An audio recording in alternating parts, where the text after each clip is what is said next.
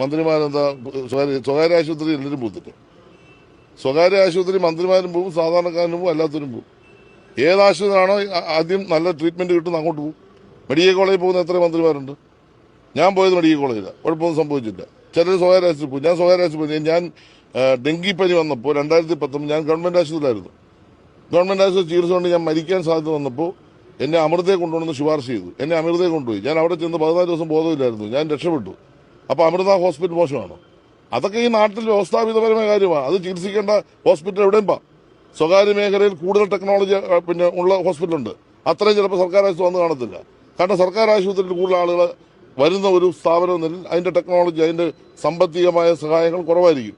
ഒരു സ്വകാര്യ ആശുപത്രി കൂടുതൽ ടെക്നോളജി വരും, അപ്പൊ കൂടുതൽ ചികിത്സ അവിടെ കിട്ടും, അങ്ങോട്ട് പോകണം. അതൊക്കെയാണ് ഇവിടുത്തെ പ്രശ്നം. ഇവിടുത്തെ പ്രശ്നം എന്താ? സാധാരണക്കാരനെ ആശ്രയിക്കുന്ന പൊതുജനാരോഗ്യ മേഖല തകർക്കാൻ നടത്തുന്ന ഗൂഢാലോചനയാണ്. അതിനകത്ത് ഒരു ബലിയാടാക്കിയിരിക്കുകയാണ് വീണ ജോർജിനെ. അല്ലെ, പാവം സ്ത്രീ അവരെന്ത് ചെയ്തു? അവരെന്ത് ചെയ്യണം? അതുകൊണ്ടല്ലേ എല്ലാവരും ഇവിടെ ഇറങ്ങിയിരിക്കുന്നത്. അതൊന്നും ഞങ്ങൾ അംഗീകരിച്ചു കൊടുക്കത്തില്ല, ഒരു തരത്തിലും അംഗീകരിച്ചു കൊടുക്കത്തില്ല. വീണ ജോർജിനെ സംരക്ഷിക്കും, പൊതുജനാരോഗ്യത്തെയും ഞങ്ങൾ സംരക്ഷിക്കും.